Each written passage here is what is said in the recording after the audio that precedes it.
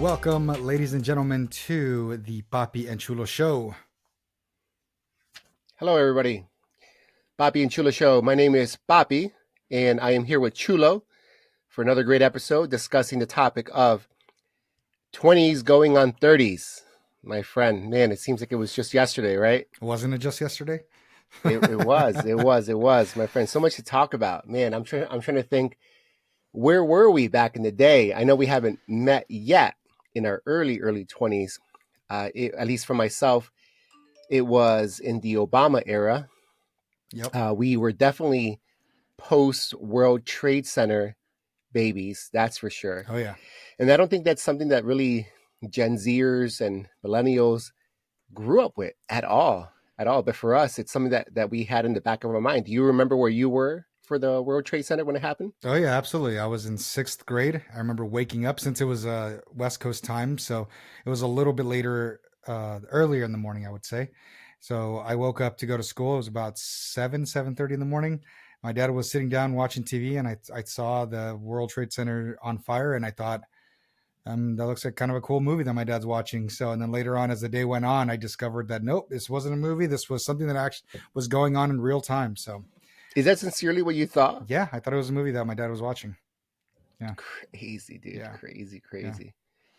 What about you? Yeah, bro. So that's us in our 20s. I'm recalling the things that I was doing. I know I was in the nursing program at Franciscan University. Really happy that I became a disciplined, intense student because you had to be. You couldn't. For us, the standard for passing was higher, so you Hmm. can't get anything below an 80, and that would have been not passing. Wow. So I was happy that I became a disciplined student. Uh, I was also dancing a lot. I was introduced to swing dancing. It wasn't alcohol that was my problem in college. It wasn't partying. That came It later. was it was dancing, and Hmm. I had a great community of friends, people who would just swing dance. We would meet up, put some music on, bang, start dancing. And then when the Latinos for Christ people and we went to some dinner outing in Pittsburgh, there happened to be a live salsa band playing, and I just remember seeing this older black couple dancing. They were all well dressed. The woman in a beautiful gown and beautiful dress outfit, and the man had this taste for like an '80s R&B attire, and they both seemed like they were just dancing on clouds. Hmm. And I thought to myself, I'm gonna do that. I'm gonna do that, and I was hooked even more. Wow. At the same time, also, I was very active volunteering. I wasn't. I was undocumented at that time, so I could only do domestic things. But I think at the age of 22 is finally when I was able to start traveling and start my humanitarian work, international humanitarian work, and I'm very happy about that. Also, very huge around this era was just my approach to life became very much of a student. Like when I finally embraced that I didn't know it all, and that happened after a class. It was Foundations of Catholicism class with Dr. Miravali, and he enters the class. I had no idea who he was. I didn't know how famous he was either. And he proposed the case for God's existence, just using the argument form of reason. And he says 7 reasons for the case of God, and it just blew my mind.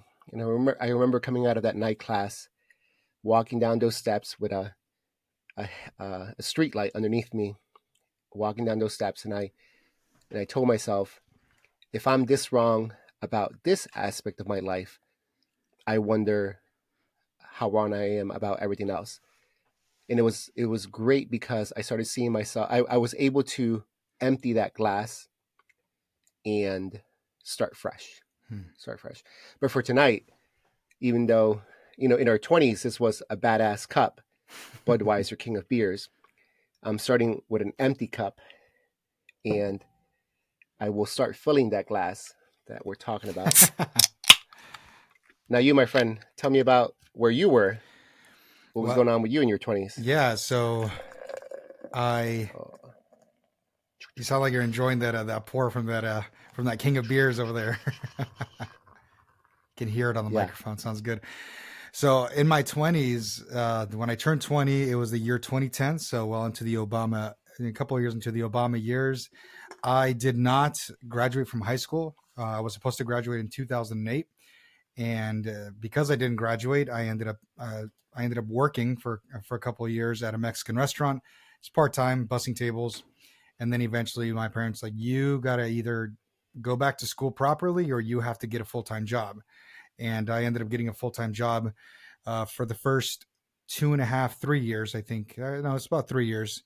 I started working as a truck driver, picking up cow colostrum from dairies. So Hmm. 6 a.m. to, depending on the day, 4 o'clock, 5 o'clock in the afternoon, driving around picking up buckets of frozen colostrum. Or for those who don't know what colostrum is, it's the first couple of milkings after a cow gives birth.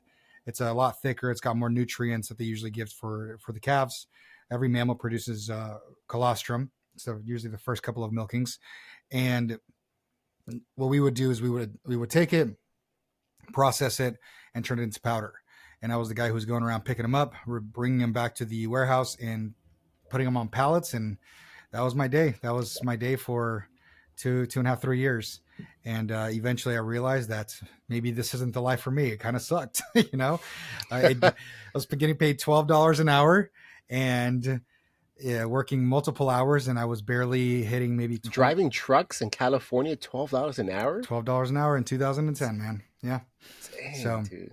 Talk about talk about Latino payment there. yeah, no, you're absolutely right. And this is the thing though, I didn't know how to speak up for myself. And this was well into the recession that had happened in 2008. So 2010, the economy was still reeling a bit, and there weren't a lot of jobs out there. So You're whatever. right. It was after the 2008 housing market Yeah. crisis. Yeah. Yeah, so there weren't a lot of. Stock market went down, everything. Yeah, so there wasn't a lot of work out there, especially in the Central Valley, and a lot of it's agriculture or warehouse work, especially if you Mm. don't have an education. So a friend of mine got me that job. He came into the restaurant one day. He's like, "Hey, I'm looking for a driver. You want to work?" So started doing that. Realized I didn't like it. That's actually when I really started diving deep into my faith, because I I remember I almost got into an accident one night. I think it was about 8 or 9 o'clock at night. I was driving back to the warehouse. It was rainy, and I almost crashed. And I remember coming home later that day, and I realized that one of my cousins in Mexico that same day actually crashed his vehicle and died. So that was the kind of the final kind of birth of the beginnings of my faith in its intensity of actually wanting to study. So because of Yeah. that, I started listening to a lot of Catholic radio, uh, listening to a lot of talks from theology. That's how I discovered Franciscans. So I listened to Lighthouse Catholic Media and listened to some guy named Scott Hahn. And the introduction of his talk, it always said, "Professor of Biblical Theology at Franciscan University in Ohio," and that's how I Hmm. discovered Franciscan. And from there, went back to school part time. Got my GED, got my got a few credits, and then was able at 23 years old was able to quit and go to a Franciscan. So from 23 to 26, I was in Steubenville, getting my degree, and then we can get into the later years as the time goes on. But it was definitely not your stereotypical college career. So while everybody was graduating from college, I was finishing up working, getting ready to go back to school. So Yeah, yeah, dude. So it seems like you and I, you know, well, at least for you, you experienced the hard knocks a little bit in the beginning. You shared before that you went through cancer and all that multiple yeah, times. Um, and in college, we didn't go party hardy, which is great. Really, I don't regret not doing that. I'm very happy I didn't. I had an awesome upbringing. I would even say I had a opportunity for a second childhood when I was in my teens to young adulthood because I was able to work at a summer camp. So, like, if we were to say, what's the craziest thing that I've ever done in my life? I mean, I would say it's more so like, what's the craziest fun things I've been able to do in my life? And that was jumping off a 50-foot ledge, a 50-foot cliff in North Carolina in some random site. And everybody was doing it. And that's the beauty about being adventurers is there's this fearlessness that's contagious. ideally controlled and proper if you're listening. But this was a site that was already established. Have you ever jumped from anything that high, Chulo? I I'm 6'3", and any higher than I go than that, I become very scared. So You so try to avoid. I don't Well, like the I heights. jumped No, off this thing, dude, they're and let me crazy. tell you, it feels like you think you're gonna hit it, and then you don't hit it, and then you think you're gonna hit it, and then you don't hit it, and then that's when you hit it, and it catches you by surprise.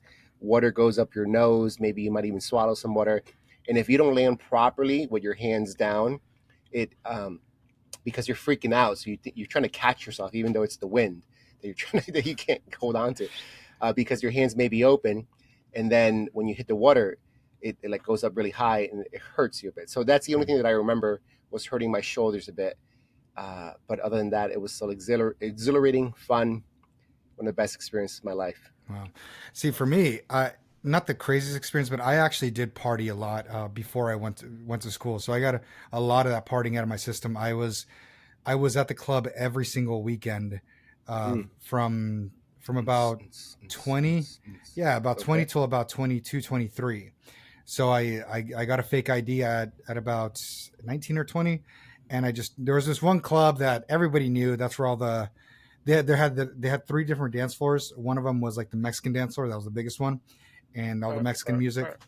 Yeah, exactly. And the other ones were more like hip hop, things like that. So this is the club that we would always go to. I got my fake ID. You start getting to know the people at the front. You know who you can get through. You know who's a little more of a stickler to checking IDs, and then you also go with friends who know them very well. So sneaking into clubs and then eventually getting my ID, and then eventually turning 21 and going to the clubs. And man, I remember, even though I was only making $12 an hour, I was I think I didn't have any bills. So we're living with my parents. The only responsibility I had was my car, and that didn't take much. It was like a '96 Integra, so it didn't take a lot of money to take care of it.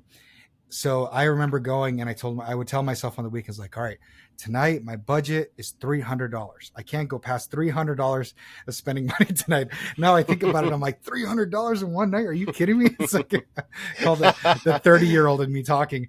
But Yeah, yeah, dude. so I just kind of just blowing money, spending it, and didn't care. And so we won't get into the regrets just yet, but yeah, there are a lot of stupid things with money and things I shouldn't have spent. And I think Yeah, yeah. one So of the things are always in one of the dumbest things I things. ever did, I will say, is we were going out on a trip down to living in Northern California, going to LA, and we were going to go to Six Flags, Magic Mountain, and then go to, what was it, Universal Studios, I think, Hollywood. Hmm. Well, I decided to go out with my friend, uh, go clubbing, and we ended up staying somewhere with a couple of ladies, and I didn't, and I completely forgot that we were supposed to leave early in the morning, the next morning. So I remember not sleeping at all that night, and remember like the sun coming up, and like, oh, dude, I got to drive, and I had to drive. What was it, like 7 hours just to get to Magic Mountain? So I remember walking around Six Flags and just like a zombie. I don't remember that day. That's how Mm. stupid it was. It was one of the stupidest things I've ever done, driving that tired and not really Yeah, remembering much of the road. So yeah, yeah, yeah. Everything's in hindsight. You shoulda, woulda, coulda. If what are things that we wish we could have done differently in our 20s? Well, one thing for sure is buy Bitcoin. You know, I remember my friend who wasn't really a financially savvy kind of guy, but he bought initially. He said just $50 worth, and $50 worth back when it was cents. I don't really know the exact amount where it was, but it was definitely cheap. And then he just kept on buying more and more and more. And I remember shrugging him off. And years later, he said he made 20K off his investment in profits, which is nice, right? Which is nice. If he kept it, it would have been significantly more. But the point is that he still made a profit, right? yeah, Um, and on a more serious note, like knowing what I know now, I think I would have just forgiven sooner. I would have forgiven a lot of people in my life sooner. It gets easier as you get older, because as you get older and you start experiencing life, the struggles, the difficulties of finances, of keeping your identity, even just trying to be a good man, like it has, even disregarding like being a Christian or anything like that, just being a good man, it just becomes harder, harder and harder. Yeah. Um, I definitely would have sought out counseling sooner. I had my first experience in my early 30s. Uh, Definitely benefited from it. Huge, huge, huge, huge. And then and derived from that snowball effect after that experience.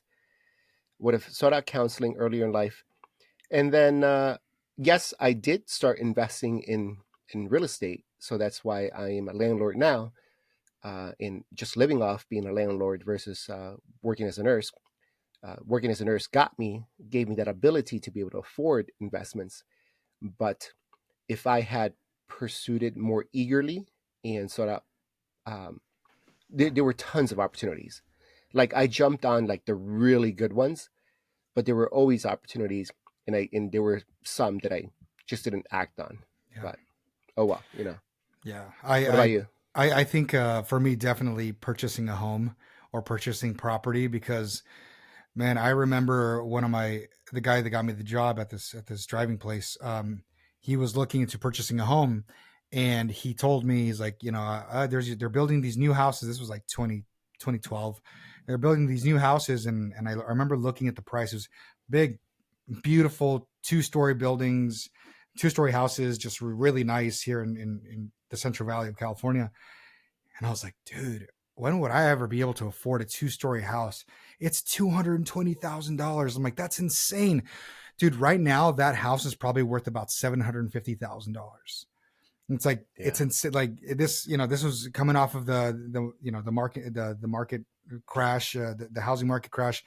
These houses were so affordable, and like I wasn't making a lot of money, but man, if I would have just purchased a cheap little home in the valley and kept it and sold it, maybe what last year, a couple of years ago, the money I could have made, the investment I could have had there. So that's definitely one of the things that I regret so much. But there's a meme that goes on. It says, how dare I not buy a house in 2008 when I was just picking my nose and eating grass, like as a 7-year old or something, so they joke around about that stuff, but it's true. I might have had an opportunity to do so with something cheaper, and I didn't take advantage of that. And then the other thing is learn skills sooner. I talk about needing counseling. I definitely was one of those people that needs it and probably still needs it today, but needed it. And I always saw myself as somebody who was weak and could never be good at anything. And Mm. because of that, it didn't allow me to open my horizons to learning new things and allowing myself to be a beginner. It's okay to be a beginner and start something new and eventually refine the practice. So whether that would be, I don't know, wood shop or something, or whether that would be learning Brazilian Jiu Jitsu or Muay Thai or just something. I wish I would have learned something that way today. I could have had something else under my belt. So two definitely big things I wish I would have done. Yeah, man. So we're talking about the 20s. You know, the title is 20s going on 30s. And there are definitely things that we were, again, talking in hindsight, that we've experienced. We've seen others experience. We've seen their results. We've experienced our results. And we're able to differentiate who derived, who did okay, and then who didn't go in the right direction. I think my theory, at least for those in the 20-year-olds, um, the theory for all humanity is that it's Christian based, is that we all chase love, we pursue love, chase love, pursue love. The thing that happens is along the way we settle for, without realizing, for lesser forms or distorted forms of love. That could be the boyfriend who is no good, but he still fulfills some certain void in your heart.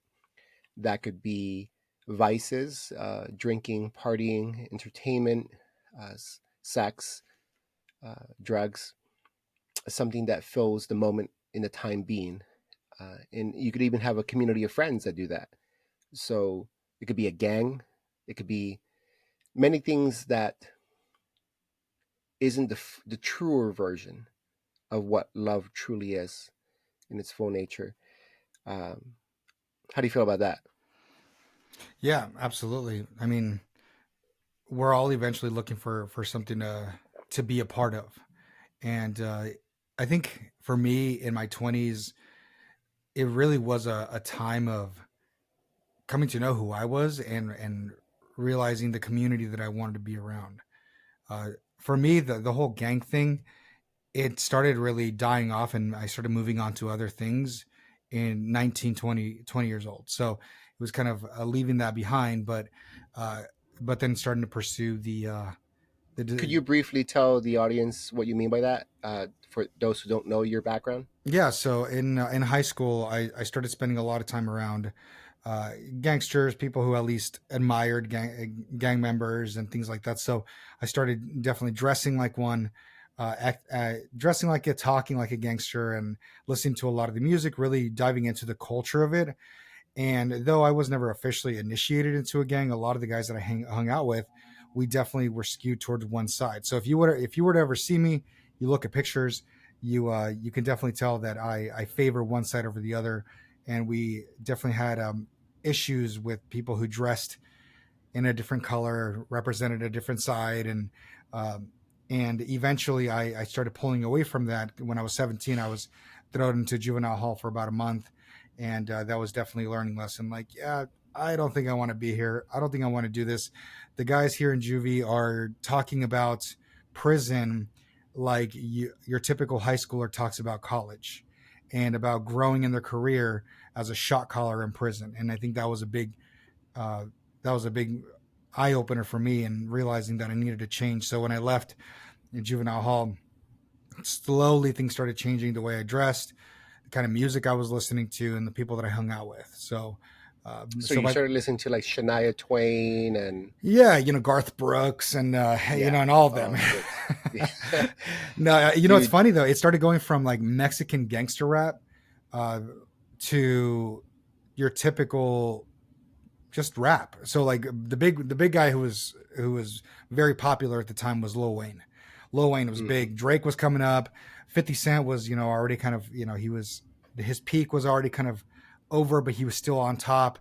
So I started listening to a lot of those popular rap, hip hop musicians compared to, you know, I don't want to mention the artist, because as soon as you mention the artist, people are gonna know exactly where I stood on it, and then I just don't care to give too much light to that side of Hmm. my life and history. But yeah, just started moving on. Shania Twain was not one of them. I'm sorry. Or maybe that's somebody that I listen to then. Yeah, Anywho, exactly. moving on. The kids are the kids, right? It's funny how we refer to them. The kiddos of today, Gen Zers. One thing that I totally notice within them, because I still have a lot of connection with them in my daily living, is just this concept of FOMO, fear of missing out, and they make decisions according to it.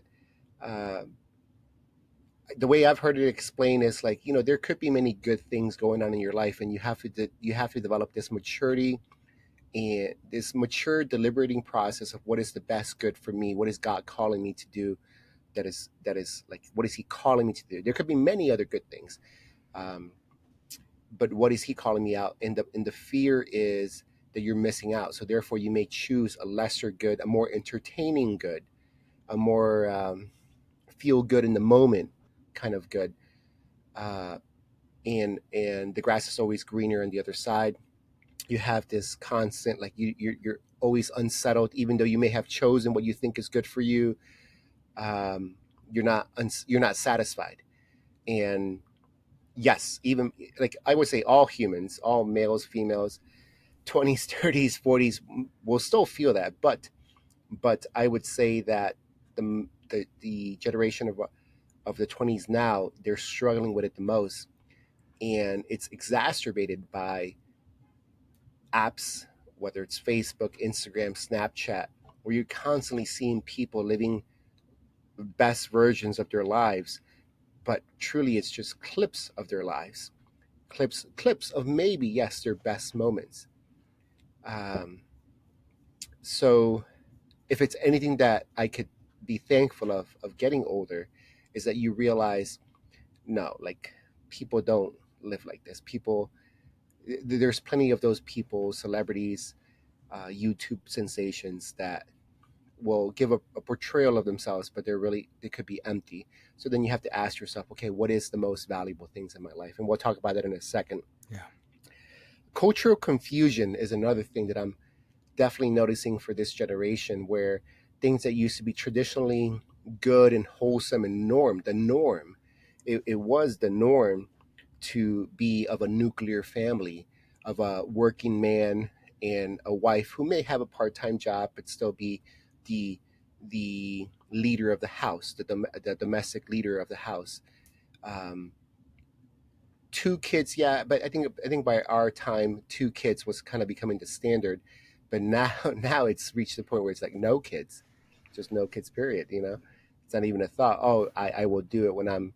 It's not even like I'll do it when I'm financially stable. Now it's just becoming a thing of, no, I don't need kids. It's not my what's meant for me. Yep. Yeah, Well, absolutely. Yeah, it's so interesting. Our generation, you would ask them, it's like, yeah, I want to have a family and kids in the future, but you talk to a lot of these kids, especially since I remember teaching, taught high school for 3 years.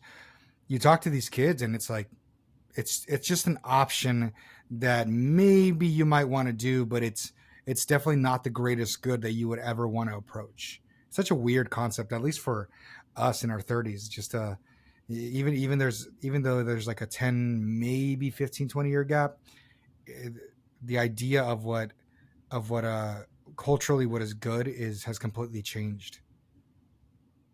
yeah, yeah.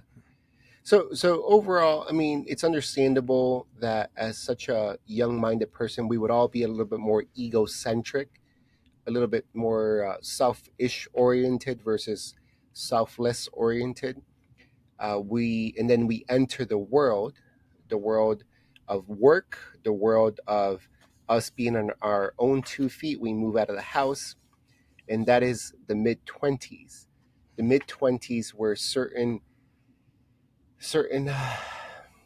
just realisms hit us straight in the face. Even our bodies start confronting issues that are become inescapable. Uh, Balding, being tired randomly, having less sleep because of work, because of having kids, all that, all that. For me, I was a traveling nurse, and I was able to travel, and it was beautiful, going to different states, whether it's Washington, D.C., Hawaii, Boston, San Francisco, and then I had even shorter gigs everywhere else. But working night shifts, it really ruined my sleep, so much so that I couldn't function at some points. But just that the fact of like the body starting to confront you, you can't perform at the same level that you used to. I remember this episode in Friends, I believe, Friends TV show, where they do a scene where they're partying when they're 20s, they party hard, and then the next scene is like, woo, they wake up and the next morning they're like, woo, let's party again. And then like 10 years later, they party hard, and then the next scene is like, oh my gosh, I'm never going to do that again. Why? What were you thinking? I told you to tell me to stop. Yeah. Yeah, And God rest his soul, Matthew Perry. yeah, I don't know too much about him other than that he struggled his whole life, and he made his share of mistakes, but he was trying to do his best. But yeah, yeah. cheers to him. You know what? One of the things that I realized in my mid 60's that started really affecting me till to today, it still affects me, is back pain. It started in my mid 20's. That Mm. I still remember very clearly that I was at a family function or something, or a friend function, and I sat in a stool, like a kind of elevated stool, and I felt this little kind of knot in my back. I was like, oh, that's kind of on my spine. I was like, that's a little strange. And then for the next week, I was completely debilitated. As I would stand up and my back would spasm and it would throw me to the ground, and I just need a few minutes to recover. And then I was good, but it lasted for a week, and then it went away. And then about a month or two later, it happened again. and then again, and then a month later it happened again, and then again a few weeks later it happened, and the pain never actually went away.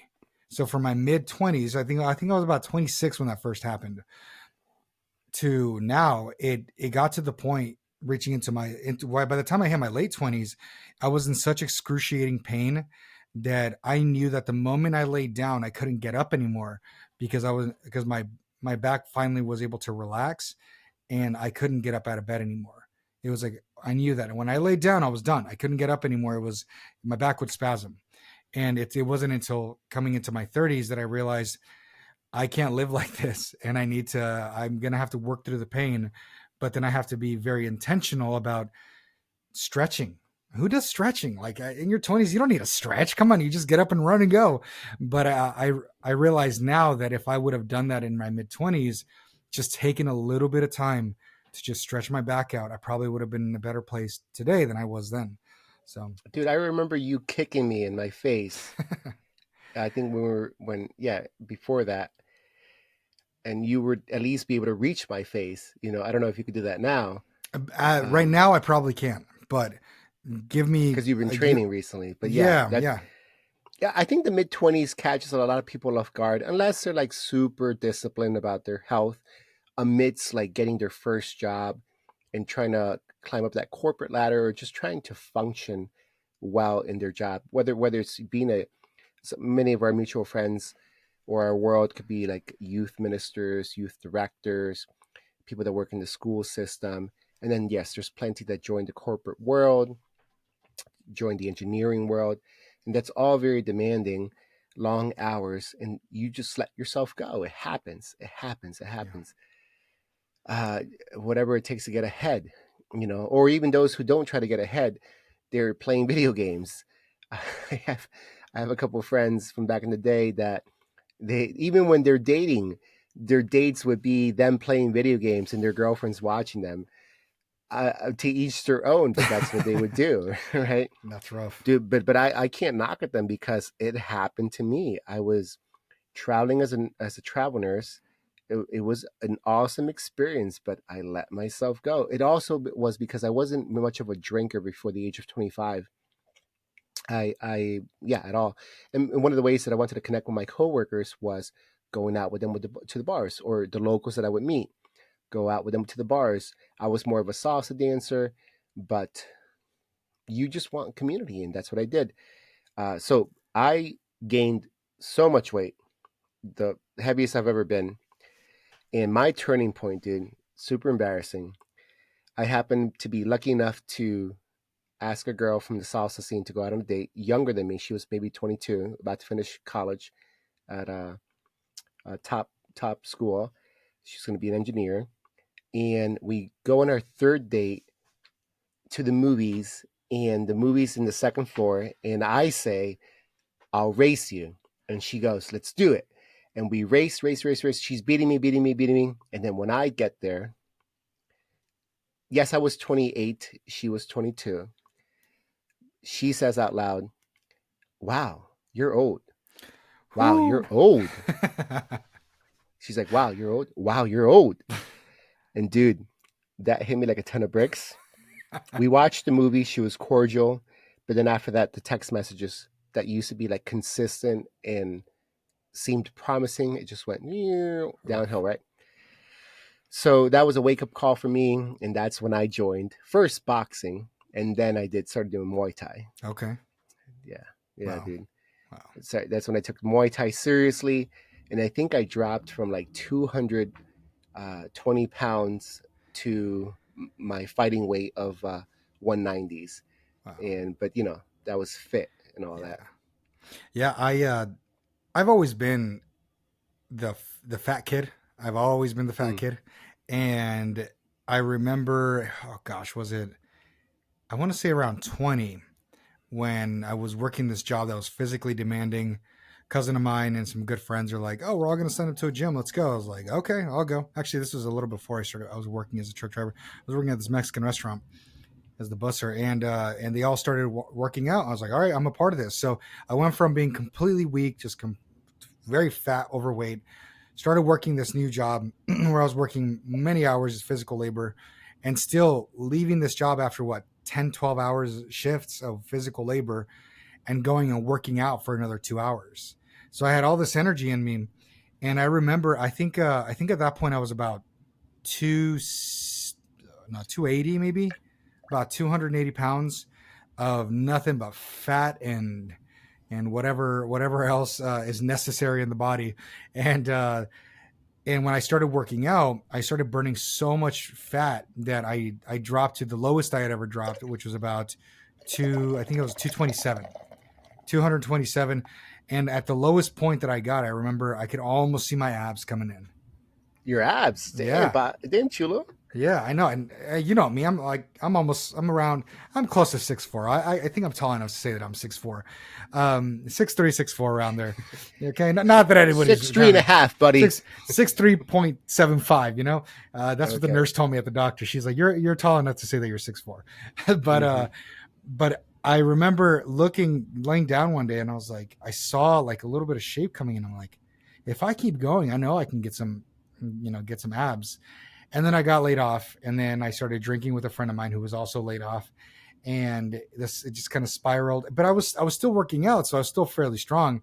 When I went to college, I remember still looking kind of big, kind of jacked, and college started, and I stopped working out completely, and I turned into this blob.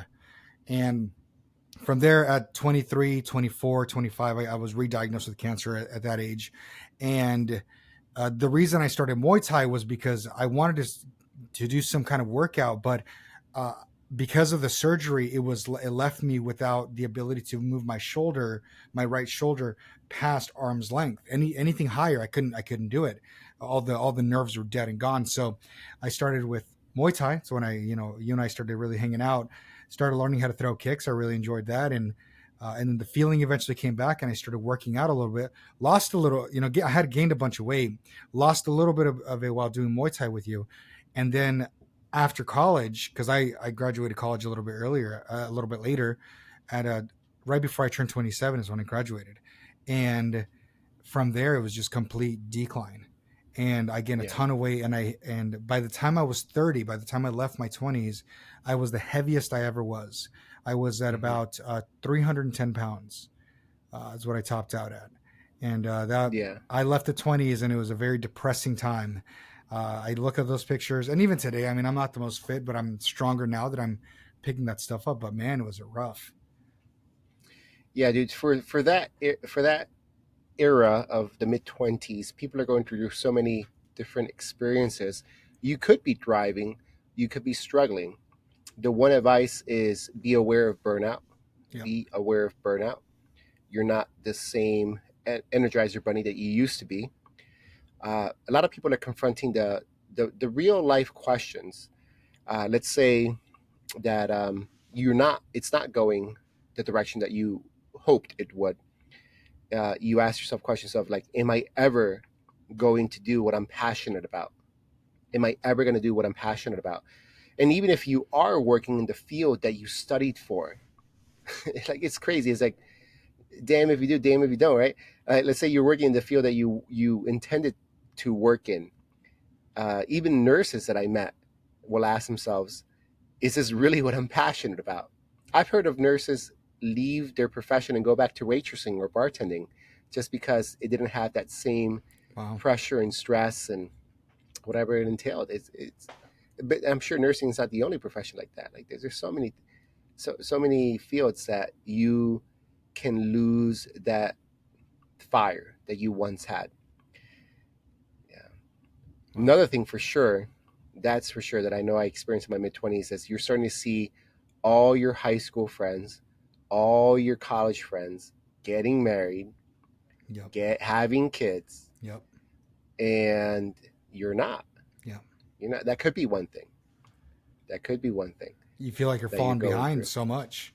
Like, oh, man, everybody's growing up, everybody's starting to have kids, and here you are as a single man. Like, man, have I missed the train? Have I missed my opportunity to find the person that I'm supposed to be with? And financially, am I where I'm supposed to be? Because I see these people who are being super successful, and this person bought Bitcoin and this person didn't, and I'm the person that didn't. And it's like, Man, I'm falling behind here.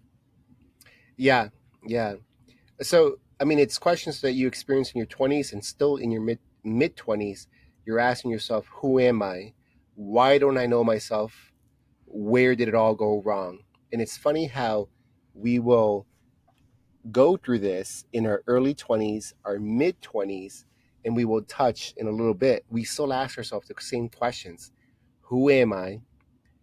Why do I feel like I don't know myself anymore? You know, the passions comes and goes, whether you're married or not, with kids or not, single or not. Where did it all go wrong? Yeah, And the one thing that I just want to reassure the whole world, even myself, as I'm thinking about it, is that this is completely normal. This is completely normal. This is a never-ending question that we will ask ourselves. It's totally human, totally human. The way we were created, I would say, because we are obviously created for more. We're longing for more. yeah, yeah, So but the beauty is that we're tightening that inner circle. We're weeding out bad habits, weeding out bad friends. And I would say that it starts happening in our mid 20s, where the friends that you used to have, as you yourself mature and start seeing a pattern, you see the patterns of, these friends lead me to this and these habits lead me to this. You start fine tuning yourself. And then it's just up to you. I mean, if you're going to be smart, you're going to start learning from experience. Otherwise, you just struggle and burn. yeah, That's totally up to you. yeah. Isn't it interesting now that that we're in our 30s? As soon as somebody becomes a toxic person in your life, who you call a friend, you're like, I'm not putting up with this. But in your 20s, especially in your early 20s, you're like, man, we're loyal. We're in until the end. It's like, nah, but this dude's smoking crack on your couch. It's like maybe you shouldn't be loyal to this guy. Well, I had nobody smoking crack on my couch, but I do get your point. I do get your point. Maybe they did pan out as a friend back in the day, but are you really going to have that best buddy of yours smoking crack on the couch while you have your kids running around? Exactly. Yeah, that's when you have to make big boy decisions and decide and Yeah. decide. You're right. You're right. Yeah. You're right. So if I had to ask you, like, we can't be depressive about the concept of 30s. Like, if I had to be honest, for me, entering my 30s, it was actually a great pivotal point for me. Like, I actually thrived in my 30s because I had learned from my mid 20s. I had learned how I let things go. I didn't want to be there anymore. And I made life altering decisions that pointed me in the right direction. But what about you? What would you say happened to you in your 30s that was going well for you? Well, I met my now wife, I think 3 months before I was turned 30. So I entered it with a slightly, it started kind of turning positive when I was so down in the dumps, depressed, like nobody loves me, nobody's ever gonna love me. I just had given up on life and my health and anything else. When I met her, it's like, no, if there is a future and I want a future with someone, then I really have to take advantage of the things that I have and be better to myself. And when I decided that, I was 30, I turned 30, and I started taking steps that were going to be better for myself. Little steps that are going to help me to be better in a healthy way. And and I came to the realization that, uh, man, the young fun times are over. Like, uh, I can't just be dumb and reckless. Like, there are consequences, and my body feels it whenever I do things. If I want to chow down on burger and fries, you better believe that in a couple of hours I'm going to feel like garbage. Yeah, exactly. It's just like that. You want to chow down on a bunch of beer, uh, you better be, 2 beers, baby. Just downed it. yeah, I see yeah, it. just you better be ready that you're going to have a hangover. You're going to feel like No, garbage the I'm next good, day. dude. I'm good. I'm good. And if you want to train, if you want to start continue to work out, Dude, I'm going pro. You know I'm going pro, bro. it's going to affect your ability to work out. I'm And good so for it. so so so those things for me were the big realizations, and finally having the goal of, like, you know what, I may not be where I want to be, but it's up to me right now to be able to set me up for 10 years in the future. As a young 20-year-old, your brain, especially for men, you're not fully developed yet to look forward into the future and say these are the consequences of my actions and what I'm going to do in the future. When you're 30, you don't have that excuse. You have the ability to think forward and say, all right, I'm 30 years old now. I'm going to turn 40 in 10 years. Where am I going to be there? And what are the concrete steps that I'm taking? And then in 10 years, I'm going to have to ask myself that question all over again. So for me, I'm 33. In less than a month, I'm going to turn 34. So I'm reaching my mid 30s, and it's about that time for me to really start thinking like, all right, in the direction that I'm taking in my 30s, is this what I want for the future? Because now that I'm married, now it's no longer just about me, but it's about my wife. And it's not just about me and my wife, it's about our potential future kids. So we don't Yeah. have any children yet, but now I have to start thinking not just 5, 10 years in the future, but if we do plan on having kids, 10, 15, 20, 30, 40, 50 years in the future, and what's their legacy going to be like that I leave them. So Yeah. So I would have always described you as an old soul, and I know people have described me as an old soul as well. Um, it is good and it makes sense that you've reached that point where you don't just have these mental light bulbs that's like, oh, I can't continue in this path. If I want this, I need to do this, and I need to do this holistically. hmm, Um, so I would say you and I, to a certain extent, we have done that since our earlier mid 20s, earlier 20s. I could point to a couple of things that I've done myself, but the hope for those who are in the 20s, I would encourage you, like, it definitely, the person who prepares sooner benefits the most. yeah, The probability is just higher. So um, grab the bull by the horns.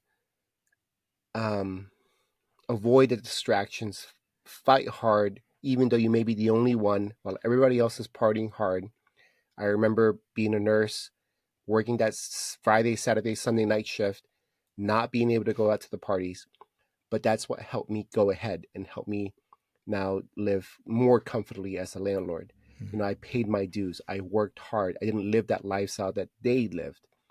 Um, so at least that was my version for me. What it is for you guys, I don't know. So you figure out what you need to do to get ahead, to grow, to mature, to be better off as a person today, tomorrow, and in the future down the road.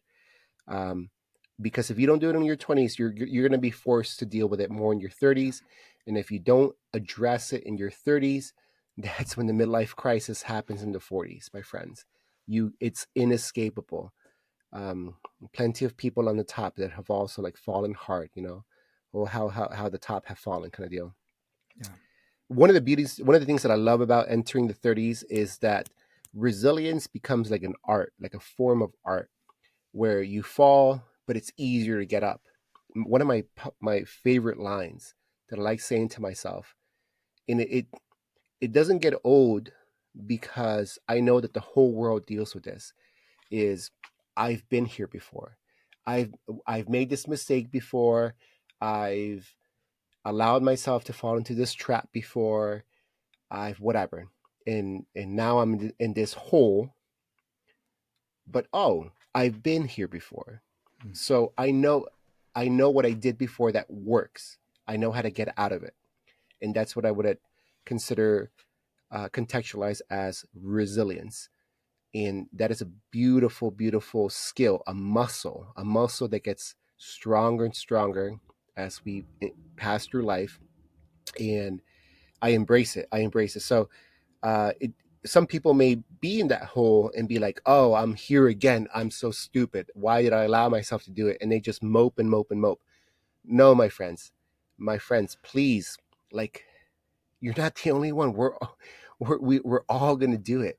The best, the worst. Everybody's gonna be in that hole again. The unique opportunity is to recognize it and bring all your resources, everything you've experienced, all that courage and strength and experience to that scenario and get out of it. Um, what are your thoughts about that, my friend? yeah. There, we are never in a perpetual high, and we are never in a perpetual low. And I think that needs to be the reminder that there's going to be the ebbs and flows of life. You're going to, some days you're going to feel like you're on top of the world, and other days you're going to feel at the bottom. But the question is, what are you doing so that your life is constantly improving? What are the things that you're doing in your life to constantly improve yourself? Yeah. Yeah, yeah. We definitely manage the ups and downs better. That's for sure.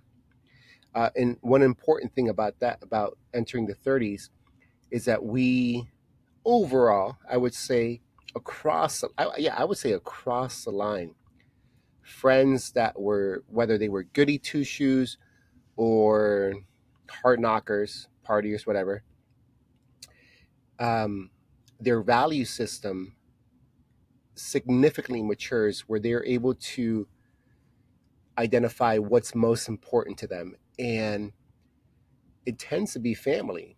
It tends to be family. Like even one of my friends, I'm not going to say enough details to for them to identify themselves, but I just remember them one time when I was struggling with my father, and I was kind of saying, "Yeah, I don't really care if I talk to him anytime soon." They told me, "But Junior, like, family is the most important thing in life."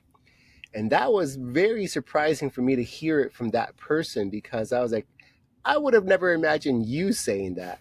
But wow, okay, all right. Uh, so, anywho, our value systems is just so much better. We are able to put on the pedestal the priority list. What's the list of priorities? You know, what it used to be, this personal trip that I go on, this personal fun, this personal distraction, this new car, this new house, this new whatever.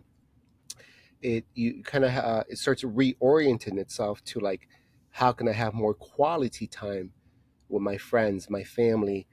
How can I um, make more priority my work ambitions and my personal health ambitions over these other things that I used to do? And I can happily say that that's also where I'm at. I've been consistently in that cycle. In it's an art as well. It's an art, and I'm doing less. If I had to be honest, I'm doing less clubbing, less drinking. Um, I'm minimize, even though they're good friends. I'm doing less exposure to the friends that um, I would say are not helping me put my best foot forward in life. Um, so that's one thing that I can happily say is happening in my 30s as well. Okay. Well,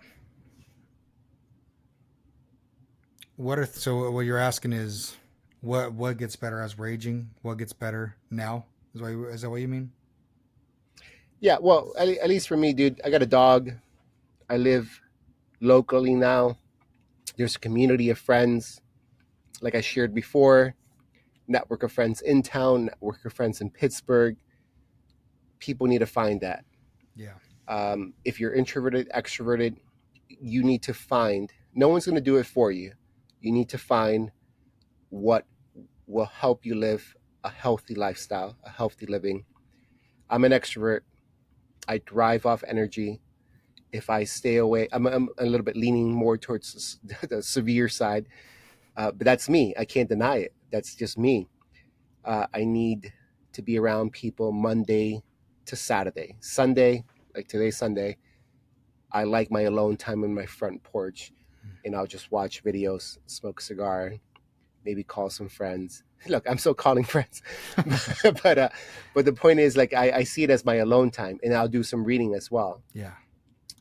Uh, It sounds like it's ritual or routine. I think that's yeah, yeah, yeah. dude, routine is so good. Yeah. Routine where you know you're gonna find an opportunity to just be with what you need. Yeah. Um, yes, Yeah. yes, my friend. Same. What do you do for a routine? You're a married man now. You're busier. Yeah. How are you finding opportunities for yourself to just be living a wholesome life? What are you doing?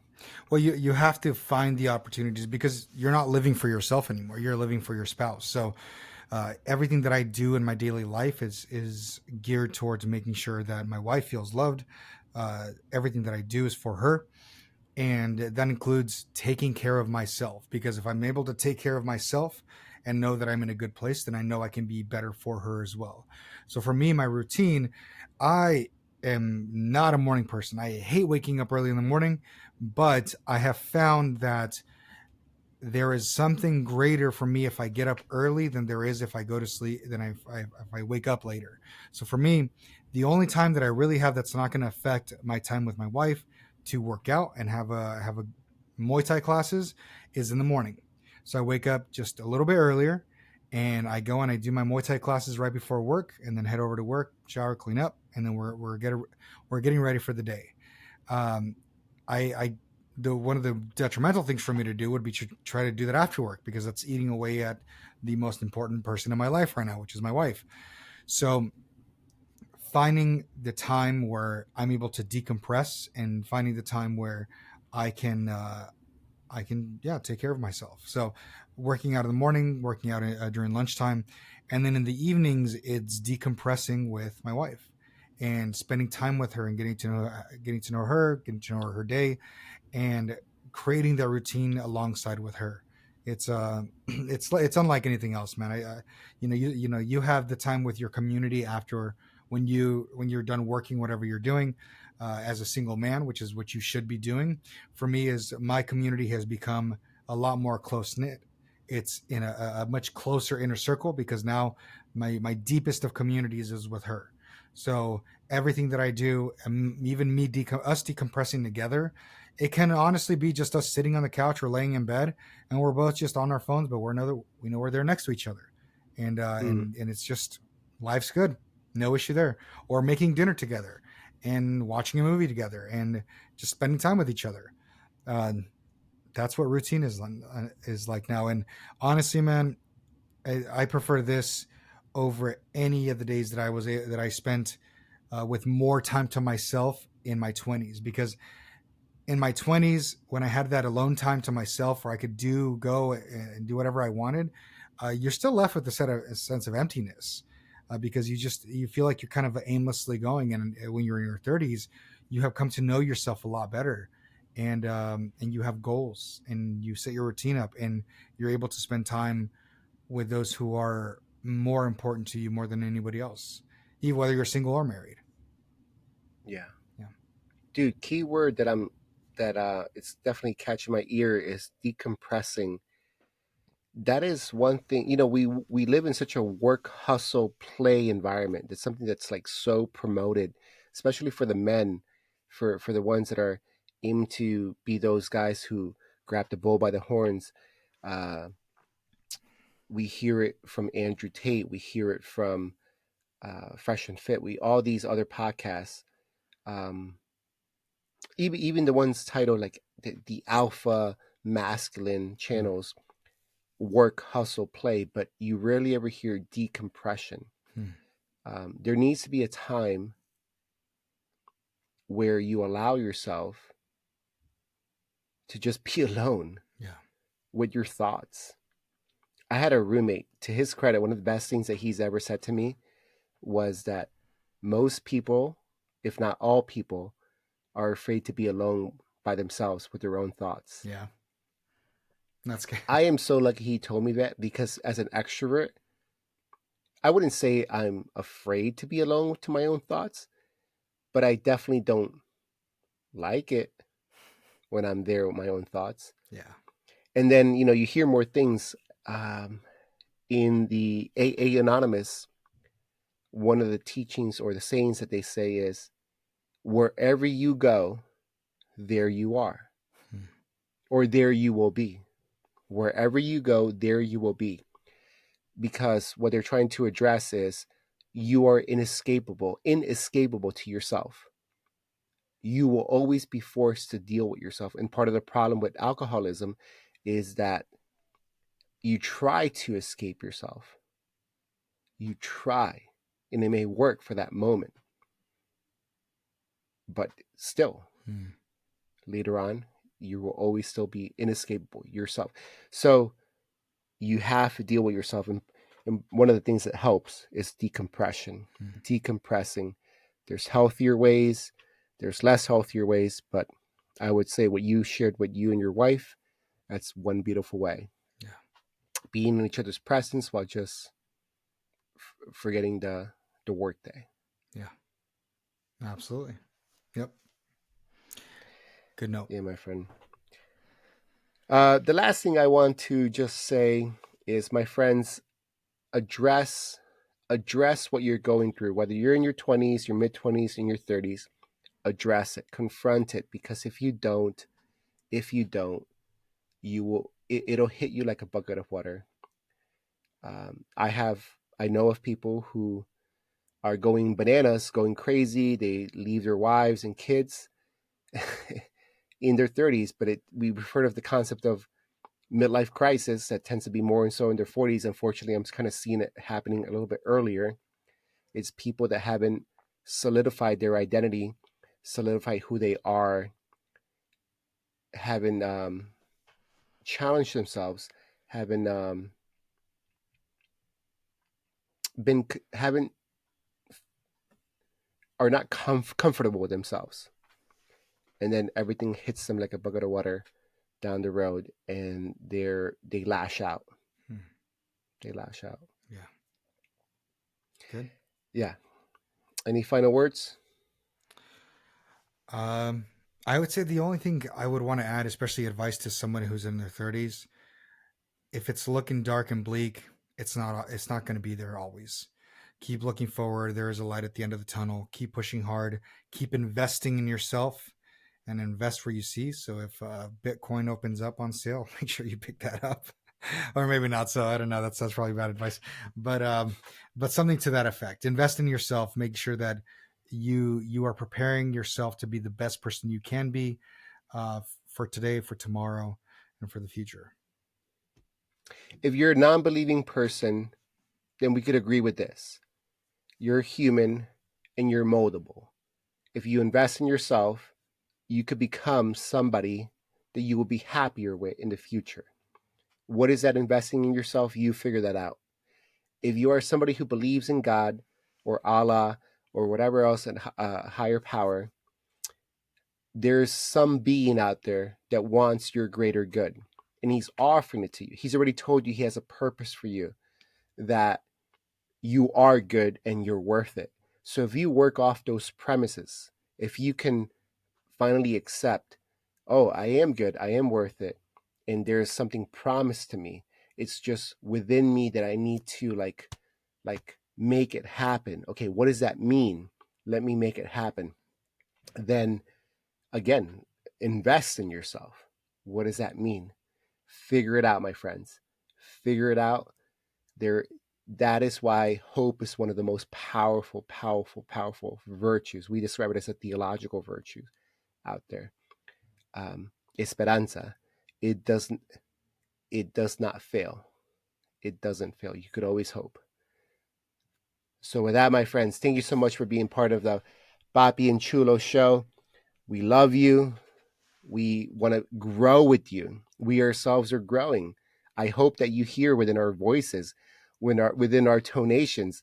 Sometimes, we may be confident with something we're saying. Maybe we're not confident with something we're saying. That's because we're still growing. We're still growing in this individual. My man is married. I'm a single male. I'm dealing with this desire to want to be with somebody for the rest of my life, but I haven't found her yet. And it's okay. It is okay. But the one thing is, I can hope, I can work towards it. How about you, Chulo? What do you want to say?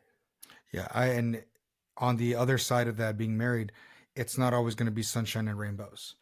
There's going to be difficult times when your significant other is having a hard time or you're having a hard time, and now your issues become theirs and theirs become yours. So it's not always bright, but you know what? In the end, it all makes it worth it. It all makes it worth it. Amen. And with that, ladies and gentlemen, thank you for being here with us in the Papi and Chulo Chulo Show. Chulo show.